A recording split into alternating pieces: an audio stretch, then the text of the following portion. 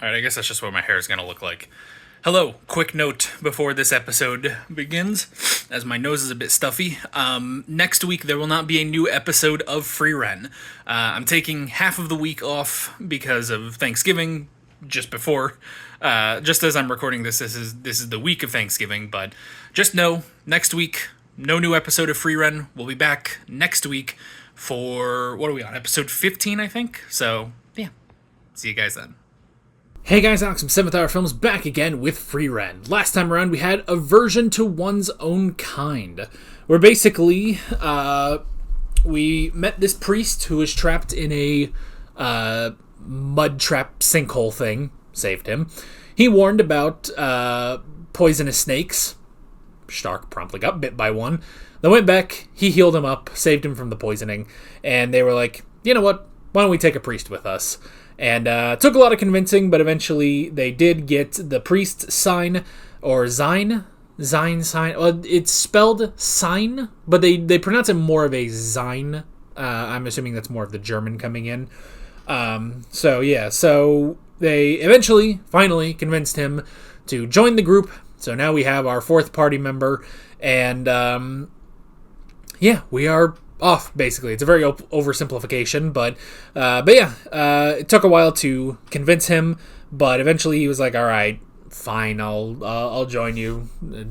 I thought it was too late, but let's do it. And he's gonna try to find his friend who left on an adventure 10 years ago and never came back. So yeah, that is pretty much where we are now. Like always, the reaction is down in the description and in the pinned comment for your viewing pleasure. So let's go ahead and jump right into this episode of Frieren. Here we go.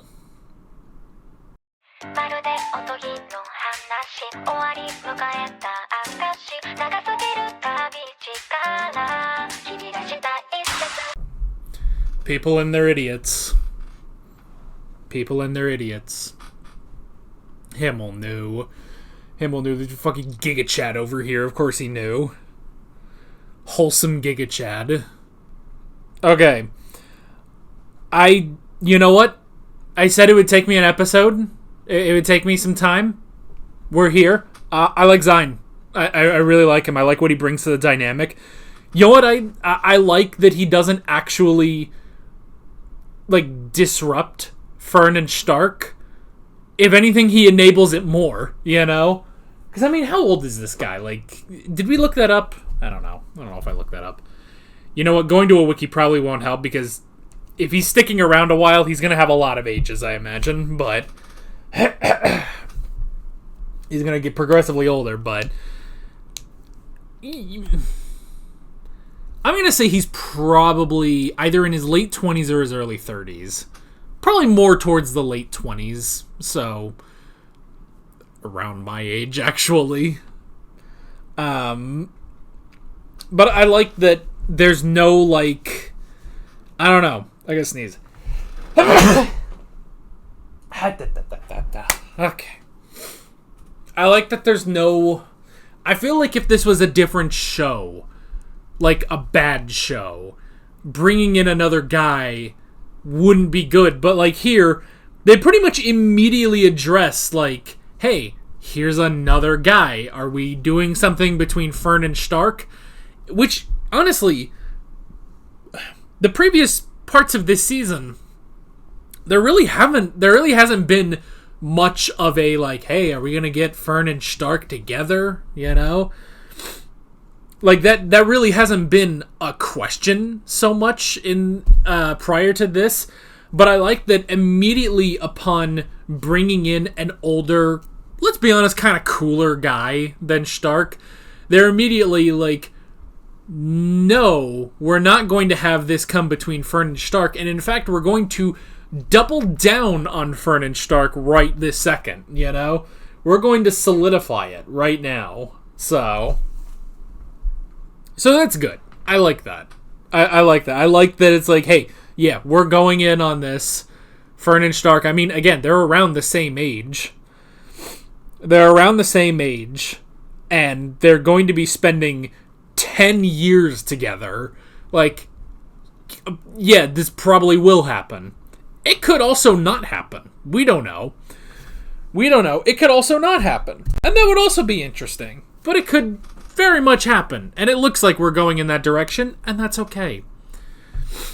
You've got an idiot and a tsundere. That's just perfect. What better kind of man to go with a tsundere than an idiot that will make her more tsundere-ish? You know?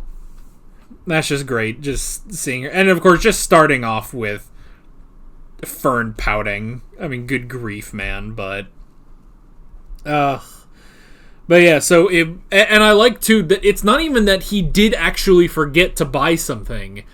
It's that he wanted to do what she did for him on his birthday.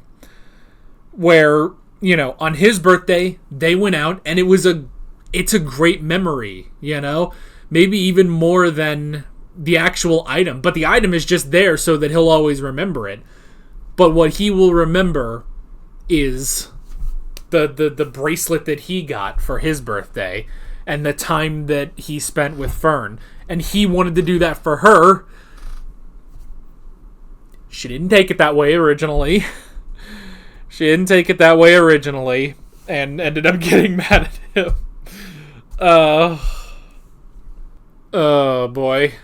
I like too, because it's like, at first, it's when they don't tell you what happened, it's just like, what happened? I don't know. Stark probably said a dumb thing and she got mad. I don't know. It's happened to most episodes that the two of them have been together, But that was good. But yeah, I like that moment of just like, look. And then, I love too, that while, yes, it was good, it all turned out great, I do love him being like, I stood there for 3 hours trying to gauge a reaction from her. And he was like, it was torture. It was torturous. I thought I was dying. Just trying to glean anything from her look, if she was going to like the thing or not, Because she wanted him to pick it out. But then him saying, it's like, but it's all worth it to see how happy she is with it. It's like, ow. And just yes, let's go. Wholesome relationship, let's go. And again, I love Zion. I love that he's like, I like he's basically an older brother now to them, where it's just like he's just like, she put you through the ringer, didn't she? Like, yeah, and it's like, oh, but it was all worth it because she's happy. It's like, oh, you softy. It's like, I love him almost being a wingman, Like, it's so great. Like, I was skeptical last episode, even though by the end of last episode I was pretty okay with him coming along, but I was skeptical because I really enjoyed our trio. But now, this is a good quartet. This is pretty good, so I like the four of them together. That was good, and I like that it tied in too. I like that it tied in with the ring. That Frieren just randomly picked out that ring, and Himmel was just like, he clearly knew that she didn't know what that meant, but just the look on his face was definitely but how appropriate it is, how perfect that ring is. So, and on top of, they got captured by a big griffin monster thing, so that was funny. I did like that. Just that little moment where she dropped her guard and it allowed this monster to pick up the carriage. That was funny. And then, yeah, just like, I love that little, I love all the flashbacks. Like, they're always, it's like, either the flashbacks are really emotional or they're really goofy. And there's not really an in-between between those, There's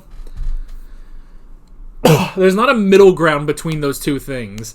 So you'll get, Himmel and Hyder and their emotional flashbacks and stuff.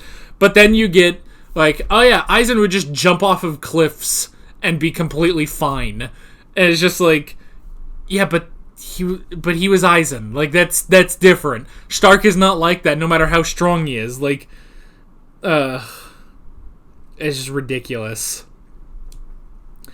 And I like that it's like, even though it was difficult, they suspended the carriage just before impact, which managed to, negate a lot of the momentum.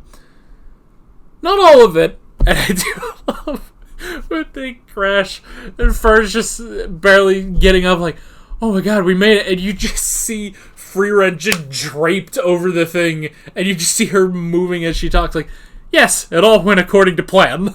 It's just, you just look over, Stark, his legs are just poking out of a bush. It's so goofy, but I love it.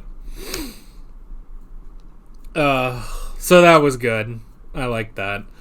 And hey, they got a new spell. A convenient item tracking spell, which, honestly, it makes sense that a merchant would have a spell like that. Even if maybe he can't do it properly, he would, that's a good spell to have, So that was good. Literally, too, because I was just saying, like, oh, they should have a spell that, like, finds things. Like, oh, there you do. Now you do now.